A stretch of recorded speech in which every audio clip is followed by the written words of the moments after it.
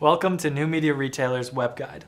I'm Mick Danahy, and in this episode, I'm going to guide you through two of the most important online marketing tools of today: email marketing and social media. But try not to think of these just as marketing tools, because email and social media aren't simply a means of getting the word out. They provide a way for you to build new relationships and continue to nurture the long-standing relationships you already have with your customers. Email and social media are just a new means of communication. It's where your customers are, and you can't afford to ignore them. Let's start with email marketing. A successful email marketing campaign will consist of 3 steps: planning, delivery, and evaluation. Here's an easy-to-use approach to each step. Step 1, planning. In the planning stage, your biggest task is to build a list. If you really want to see your numbers grow, you should offer an incentive. The easiest way to do that is in the store, particularly at the checkout counter, where you're already engaged with an interested customer. You could try the standard 5% or 10% off in exchange for an email address, but we find that people respond better to something more tangible. It could be something as simple as a Snickers bar. It makes for a pleasantly unique shopping experience. Your customer leaves the store feeling like they got something free, and you acquire a means of keeping in touch with them. For something a little bit more memorable, a free tote bag helps customers carry their merchandise home, where it can be used and reused. If the bag is branded, it acts as a reminder of that pleasant shopping experience far into the future. Get your employees involved too. After all, they are the ones that interact with your customers and mold the shopping experience. A friendly competition among employees to collect signatures is a great way to make sure you don't miss out on any opportunity. Building an email list doesn't all have to take place in the store, though. Be sure to provide a means of subscribing to your list on your website, and nearby, plainly state the advantages there are to joining the list: up-to-date specials, coupons, limited time offers, members-only discounts, events, and much more. Make sure to continue to refresh and adapt these methods once you've accumulated a list.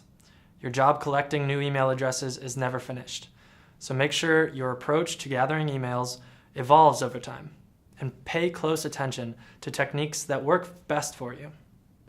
Delivery. There are a few well-known services that will host your email list for you and allow you to manage your various campaigns. MailChimp and Constant Contact are a couple of the industry leaders, but you'll find that there are many similar services that offer the same useful tools. What you need to keep in mind when constructing your email marketing campaigns is that people want simplicity, and they want honesty. You've already made your way into their private mailbox, so you don't need to write in all caps or use a million exclamation points to get their attention. In fact, studies show that email campaigns using these techniques are more likely to end up in the trash.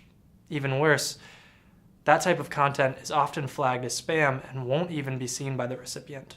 So keep the subject line simple and have it describe exactly what's inside, preferably in under 60 characters.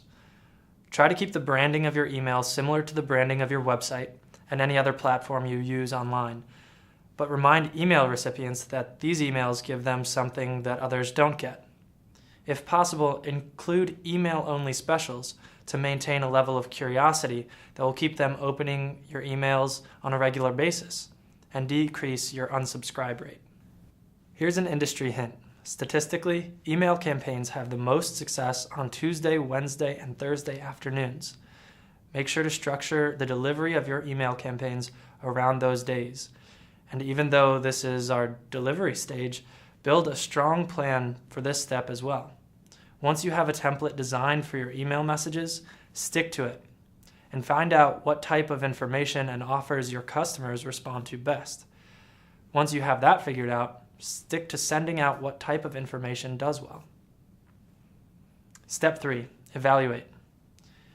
After you send your campaign, your email marketing service provider will offer you valuable statistics that you should use to shape the content of your next mass email.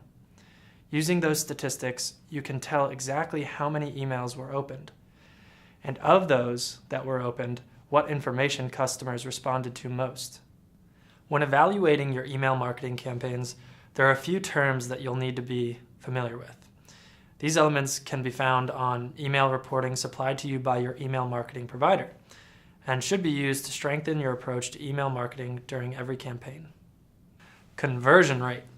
The term conversion rate refers to the number or percentage of recipients who respond to your call to action in a given email marketing campaign or promotion. Conversion happens when a customer clicks a link on your email message and brings them back to a page on your website. Conversion rate benchmarks can vary by industry. Hard bounces and soft bounces. A hard bounce is the failed delivery of an email due to a permanent reason, like a non-existent address. A soft bounce is the failed delivery of an email due to a temporary issue, like a full mailbox or an unavailable server. Pay close attention to the hard bounces and soft bounces on your email campaign reports, as they give you a better insight into what customers you are actually reaching and what email addresses you should probably remove from your database. Open rate. An open rate is the percentage of emails opened in any given email marketing campaign, or the percentage opened of the total number of emails sent. Your open rate gives you a pretty clear understanding of how effective your overall marketing campaign is going. If you see your open rate going up over time, that means customers are happy to receive the frequency of emails that you're sending them.